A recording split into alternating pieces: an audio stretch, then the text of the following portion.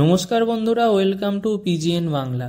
এই ভিডিওতে আমরা কথা বলবো Mohammedan sporting versus north east United ম্যাচটা নিয়ে। তো মোহামেডান স্পোর্টিং ক্লাবের 134 বছরের ইতিহাসে আজ এক বিশেষ দিন, কারণ আজ প্রথমবারের মতো আইএসএল এর অভিযান শুরু করতে চলেছে মোহামেডান স্পোর্টিং ক্লাব।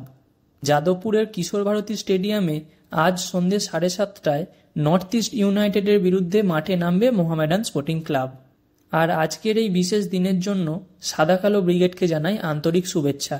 তো এই ম্যাচ শুরুর আগে হেড কোচ আন্দ্রে চেরনিসভ বেশ একটা পজিটিভ কথা বলেছেন। সেটা হলো আইএসএল 2024-25 মরশুমে বাংলার দুই ক্লাব মোহনবাগান আর ইস্টবেঙ্গল কেউ জয় দিয়ে শুরু করতে পারেনি, কিন্তু আমরা প্রথম ম্যাচ জিতে বাংলার সমর্থকদের মুখে হাসি ফোটাতে চাই।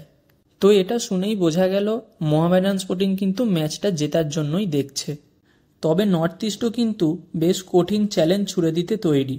বেশ কিছুদিন আগে ডুরান্ড কাপ চ্যাম্পিয়ন হয়েছে নর্থ ইস্ট, তো মোহামেডান স্পোর্টিংয়ের জন্য ম্যাচটা কিন্তু খুব একটা সহজ হবে না। এবার দেখা যাক রেজাল্ট কি হয়। তো গাইস, এই ছিল আজকের ভিডিওটা ভালো লাগলে অবশ্যই লাইক এবং শেয়ার করে দিও। আর যারা আমাদের চ্যানেলে প্রথমবার এসেছো তারা অবশ্যই চ্যানেলটি সাবস্ক্রাইব করে তার পাশের বেল আইকনটাকে অন করে দিও। দেখা হচ্ছে পরবর্তী ভিডিওতে। Bye bye.